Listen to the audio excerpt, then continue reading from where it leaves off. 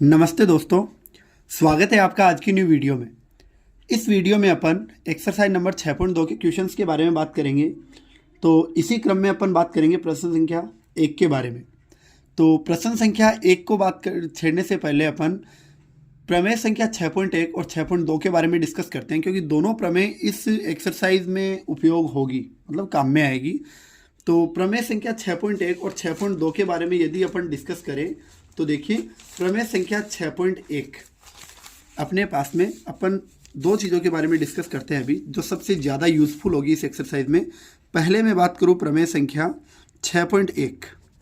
प्रमेय संख्या 6.1 आपको कह रही है कि यदि आप त्रिभुज, कोई भी त्रिभुज ले लीजिए, इस त्रिभुज ए बी सी की किसी भी दो भुजा से होकर एक ऐसी रेखा खींचे जो तीसरी भुजा के समांतर हो। मतलब आपको क्या करना है, इन दो भुजाओं को ले लिया, जैसे ये ले ली, और इससे पास होने वाली रेखा ले ली, कौन सी, डीई। अब ये जो डीई रेखा है दोनों भुजा से गुजर रही है, तो ये समांतर है ये तीसरी भुजा के। तो समांतर यदि आप तीसरी भुजा की रेखा खींचते हो तो ये दोनों जो भुजाएं हैं वो समान अनुपात में विभाजित हो जाती है। मतलब आपको क्या कहता है, पहले कंडीशन क्या होनी चाहिए अनुपात के लिए, कि ये लाइन और ये लाइन समांतर होनी चाहिए, तब आपके पास क्या हो जाएगा, अनुपात बराबर हो जाएगा। मतलब यदि डी ई बी सी के समांतर हो तो A D upon D B और ए ई अपॉन ई सी, मतलब दोनों का अनुपात क्या आ जाएगा, बराबर। मतलब देखो, यदि और तो, मैं आपके साथ दो वर्ड डिस्कस कर रहा हूँ यहाँ पे, यदि और तो। यदि तो क्या था, यदि था डी ई समांतर बी सी, तो आप क्या बोलोगे, A D upon B D या फिर D B, A D upon D B is equal to A E upon E C. ये मैंने ले लिया, मतलब यदि समांतर है तो अनुपात बराबर होगा।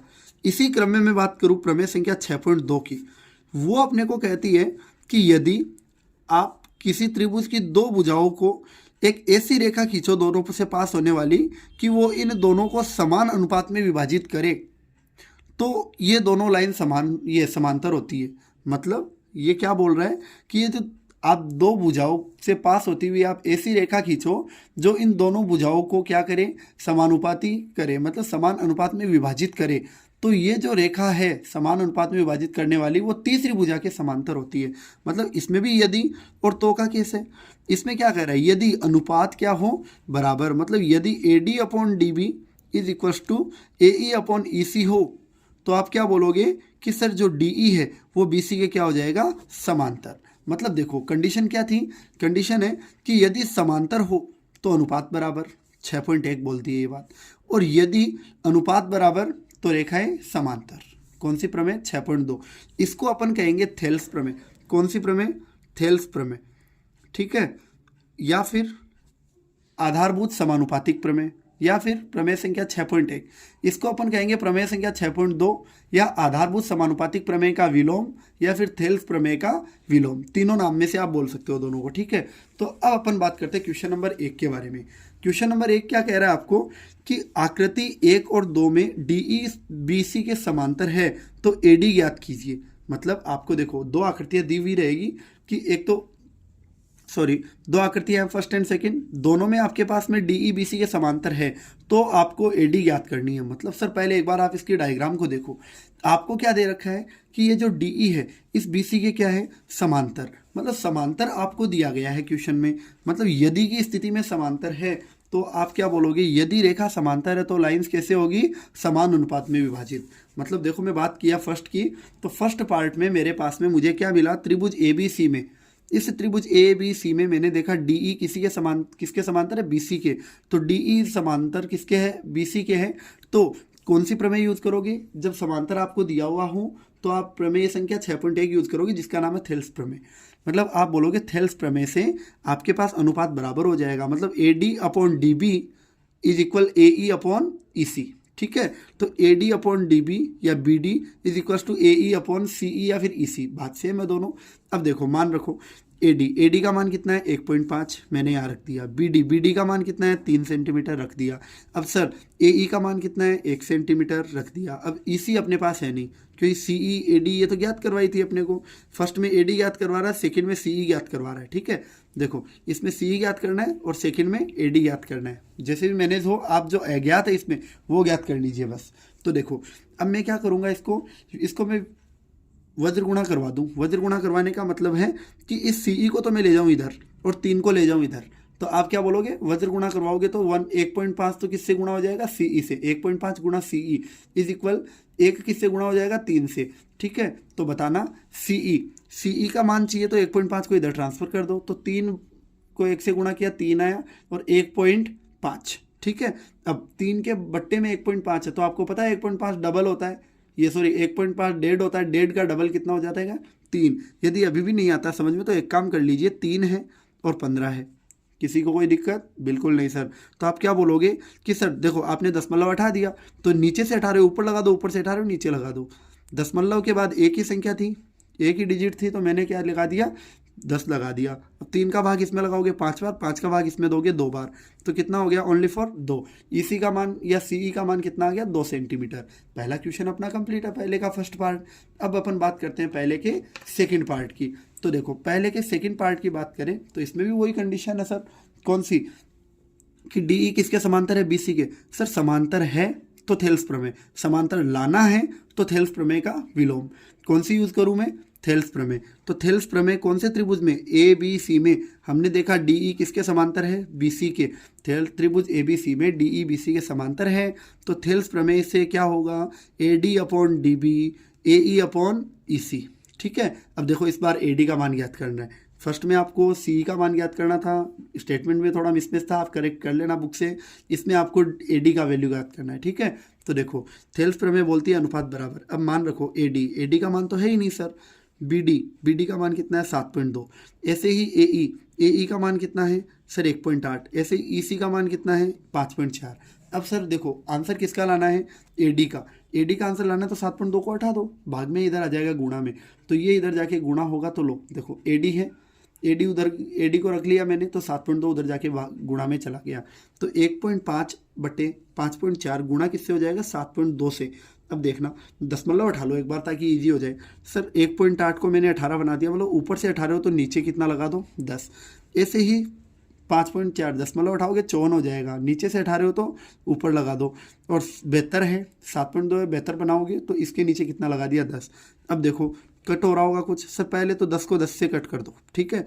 अब 18 एकम 18, 18 दूनी 36, 18 तीय 54, 54 3 बार और 3 को इसमें भाग लगाओगे तो 24 तीय कितना होता है, 72 होता है सर। तो आंसर आ गया 24/10, जिसको आप क्या लिखते हो, 2.4। मतलब AD का मान कितना आया अपने पास, 2.4 सेंटीमीटर। क्वेश्चन नंबर फर्स्ट का डिस्कशन अपन ने कर लिया है। कौन सी प्रमेय पे आधारित था, 6.1 पे। क्यों था, क्योंकि सर प्रमेय संख्या 6.1 अपने को कहती है कि यदि आपको प्रश्न में समांतर दिया हुआ हो तो आप उसको अनुपात में ला सकते हो। कौन सी प्रमेय कहती है ये बात, ये अपने को 6.1 कहती है थेल्स प्रमेय। सुन लेना, ये क्वेश्चन 1 मार्क्स का आता है। बोर्ड का पैटर्न भी आ चुका है, आप देख लेना। बोर्ड के पैटर्न में आपको ऐसे क्वेश्चंस मिल जाएंगे। 4 नंबर की एक्सरसाइज है ये, जिसमें 1-1-4 का 1-1-2 का पैटर्न रहता है। 1-1-2 का पैटर्न होने का मतलब है 1-1-2, 1 नंबर का MCQs या ब्लैंक आ जाएगा, 1 नंबर का डेरिवेटिव क्वेश्चन आएगा और 2 नंबर का एक बड़ा क्वेश्चन आएगा डेरिवेटिव, जो या तो प्रमेय दे देगा या 6.2 या 6.3 से क्वेश्चन देगा। बट इन दोनों क्वेश्चन में इनमें से एक क्वेश्चन मिलना संभव है, तो इन पे फोकस करें, अच्छे से कवर करें इस एक्सरसाइज को, ठीक है। अब अपन बात करते हैं क्वेश्चन नंबर 2 के बारे में। क्वेश्चन नंबर 2 भी इस एक्सरसाइज के जरिए से 1 नंबर का क्वेश्चन बनता है। बड़ा ही इंपॉर्टेंट क्वेश्चन है, आराम से देखो इसको। आपको कह रहा है कि किसी भी त्रिभुज में PQR की भुजा PQ और PR पर क्रमशः बिंदु E और F स्थित है, तो निम्नलिखित में से प्रत्येक स्थिति के लिए बताइए क्या EF समांतर है QR के। मतलब देखो आपको कह रहा है कि त्रिभुज PQR आपको लेना है। कौन सा त्रिभुज लेना है, त्रिभुज PQR। तो PQR आपको क्या कह रहा है, PQ और PR पर 2 बिंदु लेने E और F। तो आपने क्या लिया, PQ पर तो ले लिया E और इस पर ले लिया F। अब इन बिंदुओं से होकर आपको क्या करना है, एक रेखा है तो आपको बताना है ई एफ इसके समांतर है या नहीं है, मतलब समांतर में सस्पेंस है, मतलब समांतर अपने को लाना है। समांतर लाने के लिए इसके अपोन में ये, इसके अपोन में ये क्या होने चाहिए, दोनों बराबर बराबर होने चाहिए, तभी क्या आएगा, अनुपात बराबर आएगा। और अनुपात बराबर आ गया तो ये तो सर देखो थेल्स प्रमेय थी जो समांतर थी, पहले समांतर कहती थी और फिर अनुपात बराबर था। इसमें अनुपात बराबर है तो समांतर होगा, तो उसका क्या हो जाएगा, विलोम उल्टा। तो इसमें समांतर लाना है तो प्रमेय संख्या 6.2 यूज़ करेंगे। इससे पहले अपने को पी ई अपोन में ई क्यू का आंसर लाना है, फिर पी एफ अपोन में एफ आर का आंसर लाना है, फिर चेक करेंगे दोनों का आंसर बराबर आ रहा है नहीं आ रहा। ठीक है, तो देखो हमें कहा गया था क्वेश्चन में कि त्रिभुज पी क्यू आर में आपको पी क्यू और क्यू आर भुजा पी आर पर दो बिंदु लेने ई और एफ। तो पी क्यू और पी आर दो भुजा पर हमने ई और एफ दो बिंदु ले लिए। ई एफ समांतर था क्यू आर के, तो ई एफ को मैंने ज्वाइन करवा दिया है। फर्स्ट में आपको दे रखा है पी ई का मान 3.9, ई क्यू का मान 3 सेंटीमीटर। तो पी ई का मान कितना था 3.9, ई क्यू का मान कितना था 3 सेंटीमीटर, पी एफ का मान कितना है 3.6 सेंटीमीटर और एफ आर का मान कितना है 2.4 सेंटीमीटर। सर देखो चारों भुजाओं के मान दिए हुए हैं तो पहले चेक कर लो। समांतर लाने के लिए क्या होना चाहिए, इसके अपोन में ये बराबर इसके अपोन में ये। पहले चेक करो P E upon E Q. तो देखो P E upon E Q check करता हूँ मैं, तो पी ई का मान कितना है 3.9, ई क्यू का मान कितना है 3 सेंटीमीटर। सर देखो ऊपर पॉइंट है, दिक्कत कर रहा है, तो दिक्कत कर रहा है तो 3.9 को मैंने 39 में कन्वर्ट कर दिया, अपोन में 3 था, 39 किया तो अपोन में कितना दे दिया 10। अब 3 का भाग लगाया मैंने 39 में, कितनी बार गया 13 बार, तो आंसर आ गया 13/10। आगे कट होता नहीं है, मतलब P E upon E Q जिसका मान कितना आ रहा है 13/10। बात करें P F upon F R की, P F upon F R, P F का मान कितना है 3.6, एफ आर का मान कितना है 2.6। तो देखो दोनों में दशमलव उठाओगे तो 3.6 का उठाया तो नीचे कितना आ गया 10, 2.4 का उठाया तो ऊपर कितना चला गया 10। अब सर देखो 10 से 10 क्या हो गया, कैंसिल। सर हमें एक बात बताओ, अब बचा 36/24, 36 में मैं 12 का भाग लगाऊं तो 12 तिये, सर 12 तिये 36 और 12 दूनी 24, आंसर आ गया 3/2। सर ऊपर वाले का आंसर 13/10, इसका आंसर 3/2। तो देखो 13/10 और 3/2 में मैंने कंपैरिजन की, क्या बराबर है, नहीं है। तो 13/10 किससे था, P E upon E Q से। 3/2 किससे था, P F upon F are से। क्या बराबर आया, नहीं आया। तो बताओ जब अनुपात ही बराबर नहीं आए दोनों भुजाओं के, तो क्या ये जो लाइन वो तीसरी भुजा के ये समांतर आएगी, नहीं आएगी। त्रिभुज पी क्यू आर में ई एफ क्यू आर के समांतर नहीं है। यदि बराबर आ जाता, यहाँ 3/2 यहाँ भी 3/2 होता, समांतर होती, 13/10 से यहाँ भी 13/10 होता, समांतर होती, लेकिन अभी नहीं होगी। बात करते हैं इसके सेकंड पार्ट की। 3 पार्ट है टोटल, इसमें बड़ी मज़ेदार पार्ट है देखो। तो अब बात करें अपन इसके सेकंड पार्ट की। आपको दे रखा है इस बार पी ई का मान 4 सेंटीमीटर, क्यू ई का मान 4.5, पी एफ का मान 4 सेंटीमीटर, ये 8 सेंटीमीटर, आर एफ का मान कितना 9 सेंटीमीटर। तो देखो पी ई का मान कितना है 4, ई क्यू का या क्यू ई का मान कितना है 4.5, ऐसे ही पी एफ का मान कितना है 8 सेंटीमीटर और आर एफ का मान कितना है 9 सेंटीमीटर।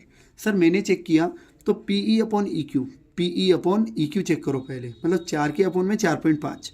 सर देखो नीचे 4.5 है तो कोई बात नहीं, ऊपर दशमलव उठाएंगे तो ऊपर 10 लगा देंगे, तो 4 के पास में कौन आ जाएगा 10, और 4.5 किस में कन्वर्ट हो जाएगा 45 में। अब देखो सर ये कट हो रहा है 5 से, 5 दूनी 10 और ये कट गया 5 9 45, अब कोई कट हो नहीं रहा। तो 4 को 2 से गुणा किया 8 और अपोन में कितना आ गया 9, मतलब एक का आंसर आ रहा है 8/9। P E upon E Q का आंसर आ गया 8/9। एज इट इज़ मैं बात करूंगा किसकी, P F upon F R की। तो पी एफ 8 था, आर एफ या एफ आर कितना था 9 था। सर देखो अब कट होता नहीं है, इसका आंसर 8/9, इसका आंसर 8/9, क्या बराबर आया सर।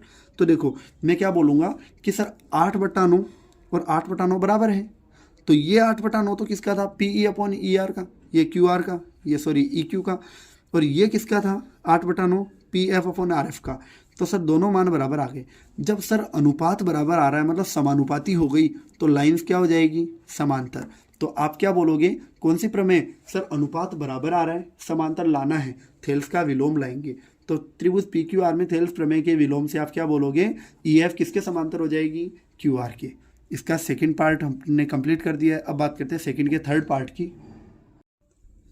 थर्ड पार्ट में आपको कह रहा है इस बार पी क्यू का मान है 1.28, पी आर का मान कितना है 2.56, पी ई का मान है 0.18 और पी एफ का मान है 0.36। सर देखो पी क्यू का मान, तो पी क्यू का मान यहाँ से लेके यहाँ तक कितना है 1.28, ठीक है। As it is P R का मान कितना है, पी से लेके आर तक 2.56। एक दे रखा है पीई कितना 0.18, एक दे रखा है पी एफ कितना 0.36। शानदार क्वेश्चंस में से है ये। तो देखो आप क्या बोलोगे, सर हमें अनुपात किसका चाहिए था, पी ई के अपॉन में ई क्यू का। तो सर ई क्यू तो है ही नहीं, बट एक बात बताओ, ये पूरी 10 सेंटीमीटर थी, ये 3 सेंटीमीटर थी, तो ये कितनी आएगी सर, 10 में से 3 को हटा दो, 7 नहीं 10 माइनस 3, फिर आंसर 7 आ जाएगा। बट आप क्या करोगे, बड़े में से छोटे पार्ट को माइनस करोगे, तब जाके ई क्यू का मान आएगा। ऐसे एफ आर का भी कैसे आएगा, बड़े में से छोटे को क्या करोगे, माइनस। तो देखो मेरे को पहले किसका मान चाहिए, पी क्यू का। तो सर पी क्यू कैसे ही थी, पी ई और ई क्यू से थी, तो पी क्यू था कैसे, पी ई और क्यू ई से। पी क्यू का मान कितना था 1.28, पी ई का मान कितना था 0.18 प्लस क्यू ई को रखोगे तो इसको इधर भेजोगे, ये इधर आके किसका हो गया, माइनस का। अब 1.28 में से 0.18 को आपको माइनस करना नहीं आता है तो कोई बात नहीं, रफ वर्क करके आ जाइए आप। ये लीजिए 0.18 माइनस करो, 8 में से 8 गया 0, 2 में से 1 गया 1 और 0.1, कितना आ गया 1.10। आंसर कितना आ गया, क्यू ई का मान 1.10। एज इट इज़ मुझे किसके मान की ज़रूरत है, एफ आर की। तो एफ आर किस में आ रहा है, पी आर में। तो बताओ पी आर कैसे बन रहा है, P F plus F R. तो पी आर कैसे बन रहा है, P F plus F R या आर एफ मान रखे मैंने। तो पी आर का मान कितना था सर, पी आर का मान था 2.56, पी एफ का मान कितना था 0.36, आर एफ था नहीं, तो आर एफ को रखने के लिए मैं इधर भेजूंगा, ये किसका हो जाएगा, इधर आके माइनस का, बराबर क्या रह गया, आर एफ। तो बताओ 2.56 में से 0.36 को माइनस करोगे तो 6 में से 6 गया 0, 5 में से 3 गया 2, 10, मतलब कि उधर का काम कंप्लीट है। 2 में से 0 गया तो 2 आ गया, किसका मान, आर एफ का। अब आपको अनुपात किसका चाहिए वो बताओ। अनुपात चाहिए सर हमें पी ई और ई क्यू का, पी एफ और एफ आर का। तो देखो सर मैंने क्या बनाया है, अनुपात बना लिया, P E upon Q E, P E का मान कितना था 0.18 और अपने पास में क्यू ई का मान कितना आया था 1.10, ठीक है, मान रखे। तो सर हटाओ दशमलव, इसका दशमलव उठाओगे नीचे कितने जीरो आएगी, 1 2, तो 2 जीरो आ गई, मतलब 100 हो गया। इसका हटाओगे तो ऊपर कितनी जाएगी, 2 जीरो। ये लीजिए सर, कट गए 100 से 100। अब 2 का भाग इसमें दिया 9 बार, 2 का भाग इसमें दोगे 55 बार, आंसर कितना आ गया 9/55। एज इट इज़ मुझे किसका अनुपात चाहिए, अब मुझे चाहिए sir P F upon F are का। तो पी एफ का मान कितना था 0.36, तो देखो P F upon F R F जो भी है 0.36 इसका आंसर था। आर एफ का मान कितना आया था 2.20। सर अब मैं दशमलव उठाना चाहूँ इसमें से, तो दशमलव उठाना चाहूँ तो नीचे से हटाओगे तो ऊपर लगेगा, ऊपर से हटाओगे नीचे लगेगा, मतलब यहाँ भी 100 और यहाँ भी 100, कट हो गया, ठीक है, 100 से 100। अब 2 का भाग इसमें दोगे 18 बार, 2 का भाग इसमें दोगे 110 बार, मतलब 18 बटे कितना आएगा 110, फिर से कटेगा तो कितना आ जाएगा 9/55। किससे कटेगा फिर, 2 से वापस से कट जाएगा, 9/55 आंसर आ जाएगा। या फिर दोनों में 4 का भाग लगा दो। तो सर दोनों में आपने क्या चेक किया कि दोनों का अनुपात क्या आ रहा है, बराबर। मतलब देखो हमने क्या कंपेरिजन की, 9/55 किसके बराबर था, 9/55 के, मतलब P E upon Q E किसके इक्वल आ गया, P F upon R F के। तो कौन सी प्रमेय सर, अनुपात बराबर आ गया, समांतर आ जाएगी। समांतर बाद में आती है तो विलोम हो जाता है, मतलब थेल्स प्रमेय के विलोम से आप क्या बोलोगे, ई एफ किसके समांतर हो गई, क्यू आर के। क्वेश्चन नंबर 2 अपन ने अच्छे से डिस्कस कर लिया है अभी तक, ये दोनों जो क्वेश्चन है वो, और एक आपकी एक्सरसाइज 6.3 में क्वेश्चन नंबर 1, इन दोनों एक्सरसाइज में से 1 नंबर का क्वेश्चन डेरिवेटिव आपके आता है, ठीक है। और वो चाहे एमसीक्यू में आए चाहे 1 मार्क्स का डेरिवेटिव आए, बट आएगा जरूर, ठीक है। बाकी अभी बात करते हैं अपन क्वेश्चन नंबर 3 के बारे में। क्वेश्चन नंबर 3 को बात करने से पहले एक बार अपन पहले वापस से दोनों प्रमेय को डिस्कस करते हैं। प्रमेय संख्या 6.1 क्या कहती है, पहले समांतर होना चाहिए फिर अनुपात आएगा, मतलब अनुपात ज्ञात करवाए तो प्रमेय 6.1, अनुपात दिया हुआ हो तो 6.2, समांतर दिया हुआ हो 6.1, समांतर सिद्ध करवाए 6.2। देखो क्वेश्चन में क्या कह रहा है, आकृति में एल एम यदि मतलब दिया हुआ है, एल एम किसके समांतर है, सी बी के। सर समांतर दिया हुआ है यदि के साथ है 6.1, फिर समांतर 6.1, मतलब दोनों में क्या करना है 6.1 ज्ञात करनी लगानी है अपने को। बट उससे पहले मैं एक बात करना चाहूँ आपसे, एक चीज़ बताना, x बराबर 4 है, y बराबर 4 है, इसको मैं समीकरण 1 दूँ, इसको समीकरण 2 दूँ, तो समीकरण 1 व 2 से आपको क्या पता चला, समीकरण 1 व समीकरण 2 से क्या पता चला कि सर देखो दोनों के एक एक पार्ट बराबर हैं, तो बचे हुए दोनों पार्ट भी क्या हो जाएंगे, बराबर, मतलब x बराबर किसके आ जाएगा, y के। तो मैं जहाँ भी आपको कहूँ समीकरण 1 और 2 को चेक करो तो आपके माइंड में आना चाहिए कि कोई ना कोई पार्ट तो इक्वल है, तभी कंपैरिजन कर रहे हैं। तो जो इक्वल है उसको हटा दो, जो बच गए उनको इक्वल कर दो। या फिर ऐसा भी हो x equal 4, 4 equal y, 1 number 2 number, इसमें देखो राइट पार्ट, इसमें देखो लेफ्ट पार्ट, दोनों क्या है, इक्वल है। इक्वल है उनको छोड़ दो, बच गए उनको इक्वल कर दो, ठीक है। तो ये कंसेप्ट आपको इस एक्सरसाइज को पूरी को क्लियर करवा देगा। स्टार्ट करें आपको हो तो चलो ठीक है। देखिए आपको क्या कह रहा है, एल एम किसके समांतर है, सी बी के।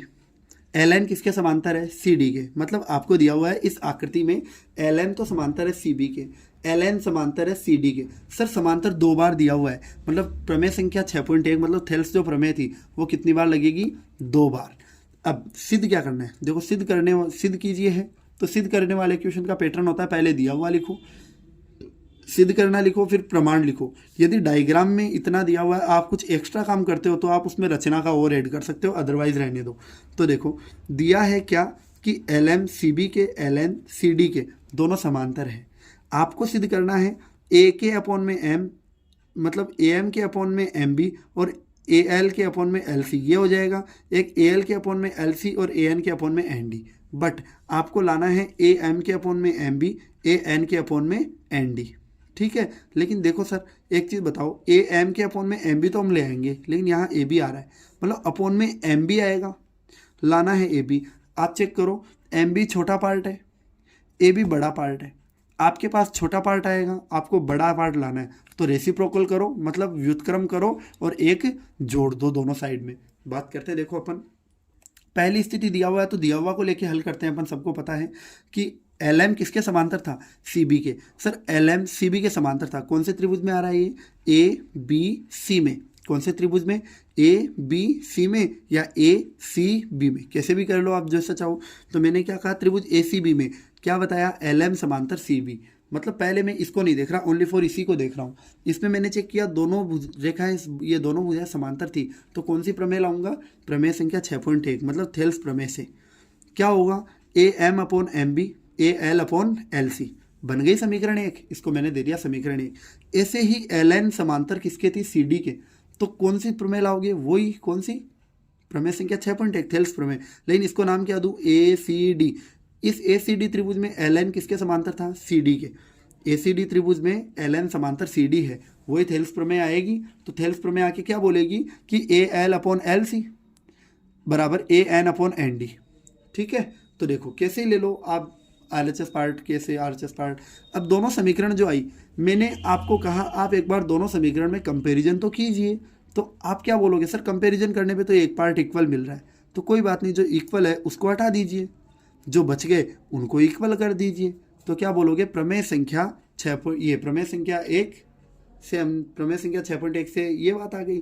अब समीकरण 1 और 2 से क्या बात आएगी कि A M upon B M, A M upon B M और A N upon D N, ठीक है, ये आ गया। लेकिन सर क्या हमारे आंसर में यही आ रहा था, सर हमारे आंसर में देखो तो हमारे आंसर में A M upon A B था, ए एम अपॉन क्या था, ए बी, और हमारे पास आया क्या, A M upon B M.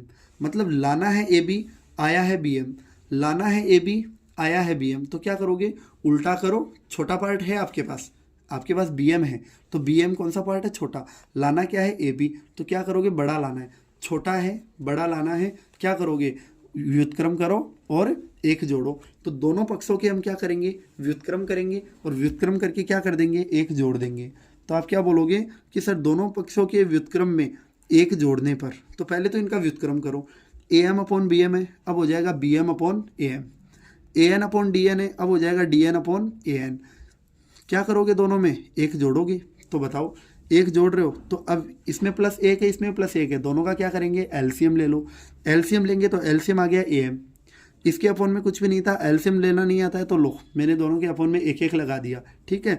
अब ए एम को 1 से गुणा किया, 1 ए एम आ गया। अब क्या करो, इसको क्रॉस मल्टीप्लाई वज्र गुणा, 1 को मैं बी एम से करूँ बी एम आएगा, ए एम को 1 से करूँ ए एम आएगा, क्लियर। ए एन को 1 से किया, एक ए एन, 1 को डी एन से किया, डी एन आया, ए एन को 1 से किया, ए एन आया। अब बताओ ए एम बी एम में ए एम को आपने ऐड किया, सर बी एम में मैंने ए एम को क्या किया, ऐड किया। बी एम और ए एम दोनों मिलके क्या बना रहे हैं, ए बी। तो इससे तो क्या बन जाएगा, इससे बन जाएगा ए बी, ठीक है। फिर ए एन में मैंने डी एन या एन डी ऐड किया, तो देखो सर डी एन में ए एन ऐड किया तो क्या बन रहा है ए डी, ठीक है। तो इससे क्या हो जाएगा मेरे पास ए डी, ठीक है, क्लियर है। अपॉन में क्या है ए एन है। यदि आपको ये जोड़ वाला नियम नहीं आता है, आप डायग्राम में नहीं देख पाते हो, तो एक काम कर लिया करो, सबसे बेस्ट बता दूँ आपको कि आपके पास देखो B M plus A M था, कॉमन कौन था एम, जो कॉमन है उसको उठा दो, क्या बच गया ए और बी, तो क्या हो गया A B upon A M, ठीक है। ऐसे इसमें बताओ कॉमन कौन, सर एन हटा दो, क्या बच गया ए डी, तो ए डी अपॉन क्या आ जाएगा ए एन, ठीक है। तो अब दोनों पक्षों के क्या करोगे व्युत्क्रम, क्यों करेंगे व्युत्क्रम, हमारे पास क्या आया A B upon A M, A B upon A M, लाना क्या था A M upon A B, मतलब अब उल्टा करना पड़ेगा वापस से, बिल्कुल करना पड़ेगा सर। तो मैं क्या करूँगा दोनों पक्षों के व्युत्क्रम करूँगा, तो ये तो हो जाएगा ऊपर, ये आ जाएगा नीचे, मतलब A M upon A B, इसको भी तो A N upon A D. Sir यही हमारा आंसर आ रहा था, हमने सिद्ध कर दिया, तो लास्ट में लिख देंगे इति सिद्धम। क्वेश्चन नंबर 3 ये समझ लो इस एक्सरसाइज का बड़ा क्वेश्चन है, ठीक है। बाकी सारे क्वेश्चंस आपके, ये क्वेश्चन तो फिर भी आपको व्युत्क्रम करके एक जोड़ वाले से प्रोसीजर से हो रहा है, क्यों, क्योंकि एक जोड़ने से हमारे पास में बड़ा भाग आ रहा है, जबकि हमारे पास कौन सा आ गया था छोटा भाग, जबकि लगभग क्वेश्चन में आपको यहीं तक काम हो जाएगा, इन्हीं को देखते ही अपना आंसर आ जाएगा, ठीक है। तो अब बात करते हैं क्वेश्चन नंबर 4 की। क्वेश्चन नंबर 4 अपने को कह रहा है आकृति में डी ई ए सी के समांतर है। देख लो डी ई ए सी के समांतर है, तो एक तो देखो आप इनको भूल जाओ, ये रहा डी ई किसके ए सी के समांतर है। एक आपको कह रहा है डी एफ ए ई के समांतर है, तो एक डी एफ ये रहा, एक ए ई ये रहा, अब इसको भूल जाओ। अब ये जो डी एफ है किसके समांतर है ए ई के, तो सर देखो पहले ये इसके समांतर था, समांतर है, प्रमेय संख्या 6.1। सर डी एफ ए के समांतर है, वापिस से समांतर है, प्रमेय संख्या है 6.1। सर एक तो डी एफ था, सॉरी डी ई था ए सी के, तो पूरा त्रिभुज आ गया। सर एक डी एफ है ए ई के, पूरा नहीं है, ओनली फॉर इतना सा आ गया, ठीक है। चलो बात करते हैं अपन क्वेश्चन नंबर 4 के सॉल्यूशन के बारे में। अपने को क्या दिया हुआ है, अपने को दिया हुआ है आकृति में क्या था डी ई किसके समांतर है ए सी के, स्टेप वही है, दिया हुआ सिद्ध करना है प्रमाण, ठीक है। तो डी ई किसके समांतर है ए सी के, दिया हुआ है, डी एफ किसके समांतर है ए ई के, दोनों काम हो गए। सिद्ध क्या करना है B F upon F E, B E upon E C, क्या सिद्ध करना वो बाद की बात है। आप तो इनको दिया हुआ है तो इनके थ्रू आप प्रमेय लगा के आंसर ले आओ, बाद में आगे बात करेंगे। पहली बात करूं मैं, तो पहली बात में मेरे पास क्या था डी ई किसके समांतर था ए सी के, तो सर देखो डी ई और ए सी, इसके लिए ए ई और डी एफ का कोई रोल नहीं है इन दोनों का, तो मेरे पास ये दोनों लाइन बची, एक तो डी ई और एक ए सी। तो डी ई और ए सी मेरे पास बची, तो डी ई कौन से त्रिभुज में है बी ए सी में, और ए सी भी कौन से में बी ए सी में। बी ए सी में जो डी ई किसके समांतर थी ए सी के, तो कौन सी प्रमेय लाओगे थेल्स प्रमेय, क्यों समांतर है तो अनुपात बराबर आ जाएगा। क्या बोलोगे कि सर देखो डी ई और ए सी था, तो अब अपने को जाना है डी से ई, मतलब बी से डी, डी से ए, क्लियर। तो आप क्या बोलोगे B D upon D A, ठीक है, बराबर किसके आएगा डी से ई था, तो आपको बी से कहाँ जाना है ई पे, फिर ई से कहाँ जाना है सी पे, क्लियर। तो जब B D upon D A है तो बी ई अपॉन क्या आएगा ई सी, समीकरण 1 मैंने इसको दे दी, ठीक सर। आपको क्या बोल रहा है डी एफ किसके समांतर है ए ई के, तो डी एफ किसके समांतर है ए ई के, मतलब इस बार सी का कोई काम नहीं है, ए ई तक का काम है।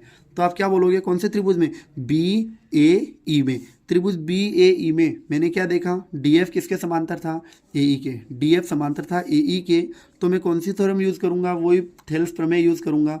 तो मेरे पास क्या आएगा सर, अब आगे जाना नहीं है, तो B D upon D A, clear. D F था तो B F upon F E, ये लीजिए, ठीक है, B D upon D A बराबर B F upon F E. कितनी समीकरण हो गई 2। मैं आपको कहूँ दोनों समीकरण एक बार चेक करो, तो आप क्या बोलोगे लो सर ये और ये दोनों सेम है, हटा दो, क्या बचा सर मेरे पास बच गया B E upon E C और B F upon F E. Answer क्या लाना था B F upon F E, ये रहा, B E upon E C ये लाना था, ये रहा।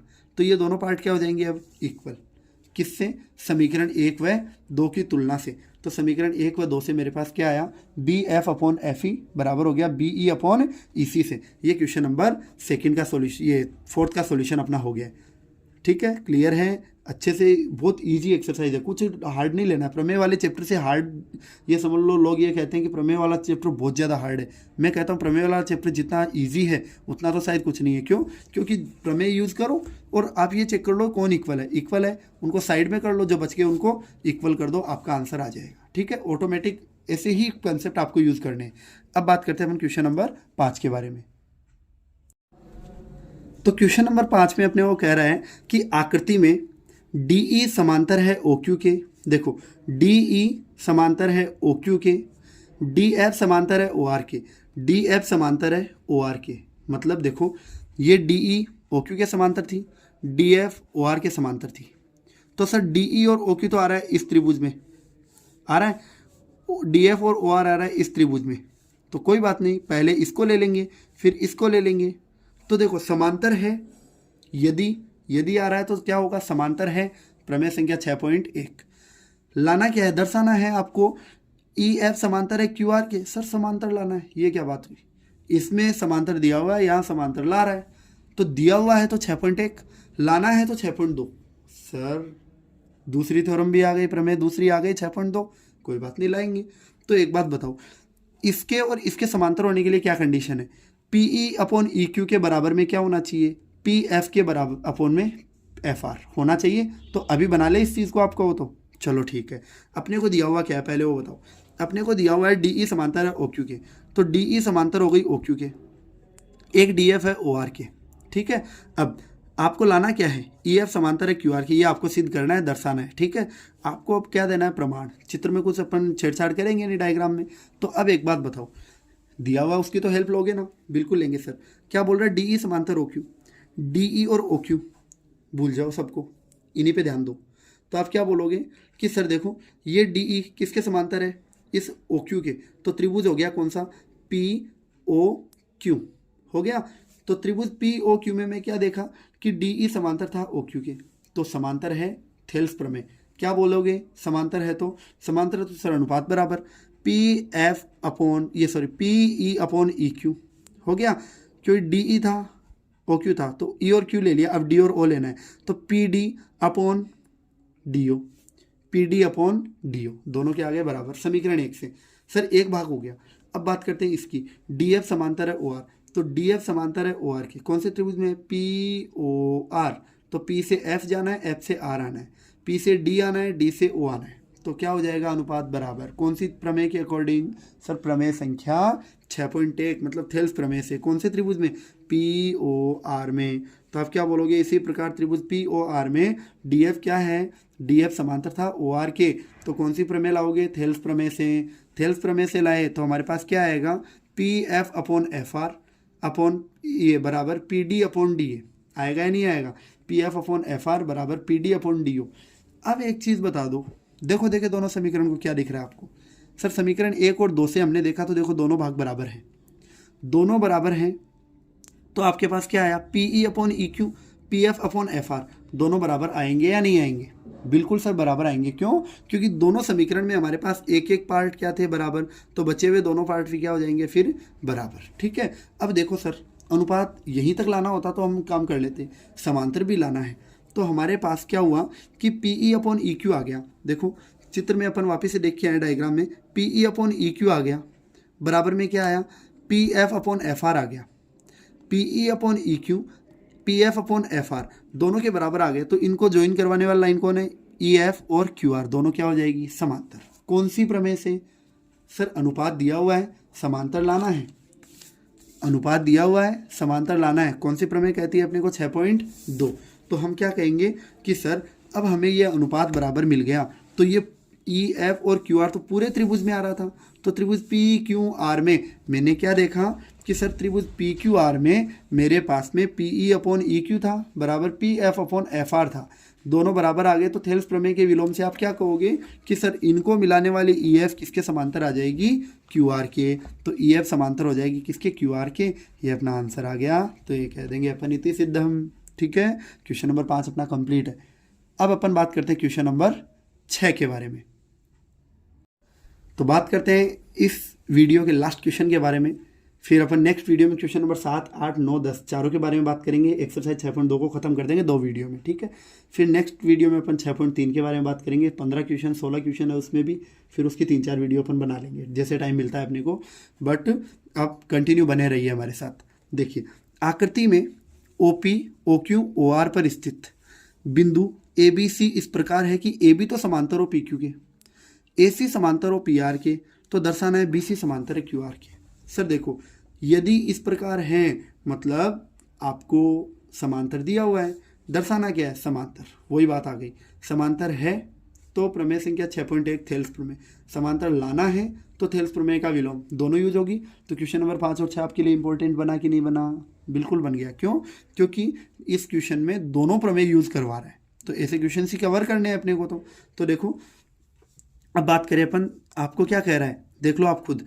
भुजा, ये आकृति में आपको OP, OQ, OR, OP, OQ, OR, ABC 3 बिंदु ऐसे हैं कि AB तो किसके समांतर है, PQ के, AC किसके, PR के, तो BC को लाना है QR के।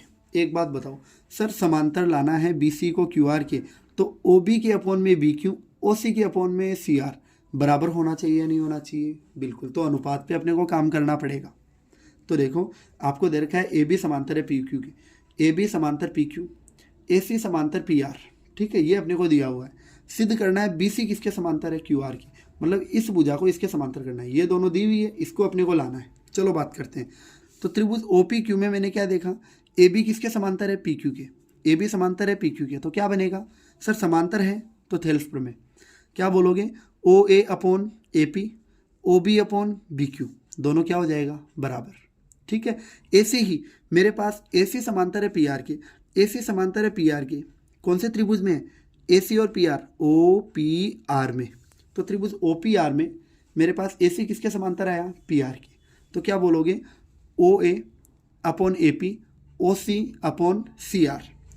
देख लिया दोनों ने आपने, क्या बोले, OA upon AP, OC upon CR, दोनों क्या आ गए, बराबर। समीकरण 2, 1 और 2 को चेक करो, कंपेरिजन ही करनी है अपने को, 2 समीकरण बनते ही। क्या देखा आपने, OA upon AP, OA upon AP, sir दोनों में सेम पार्ट है, हटा दो, क्या बचा, OB upon BQ, OC upon CR, जो क्या हो जाएगा, बराबर।